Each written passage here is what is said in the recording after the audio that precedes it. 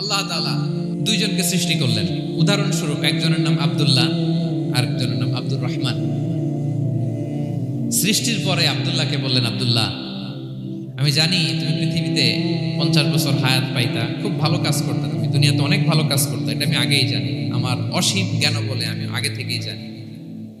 তো যাও, তোমার এইমাত্র সৃষ্টি করলাম, যাও তুমি জান্নাতে ঢুকে যাও, কারণ আমি জানি তুমি জান্নাতি হবে।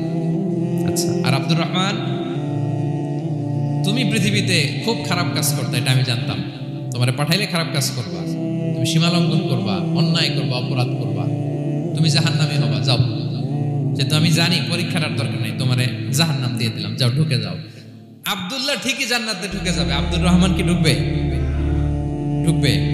সে বলবে, আল্লাহ এইমাত্র আমারে বানাইলেন, এইমাত্র আপনি আমাকে সৃষ্টি করলেন, সৃষ্টি করেই বলতেছেন তুমি জাহান্নামে যাওয়ার, বলতেছেন আমি জানি দুনিয়াতে পাঠালে তুমি খারাপ কাজ করবা, তুমি জাহান্নামী হবা, পাঠানোর আর কি দরকার, আগে থেকে জাহান্নামে যাও। আল্লাহ আপনি জানলে জানতে পারেন, আমি তো জানি না।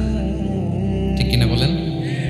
সে বলবে, না আল্লাহ আপনি ভুল বলতেছেন, এই দুনিয়াতে পাঠাইলে আমি খুব ভালো কাজ করতাম, আমি সীমা লঙ্ঘন করতাম না, নামাজ পড়তাম, রোজা রাখতাম, হজ করতাম, যাকাত দিতাম, সাদাকা করতাম, চ্যারিটি করতাম, জনকল্যাণকর সব ভালো কাজগুলো আল্লাহ আমি করতাম। এজন্য আল্লাহ তাআলা পরীক্ষার আয়োজন করেছেন, যাতে করে তুমি জেনে যাও যে পৃথিবীতে তুমি কি করেছো।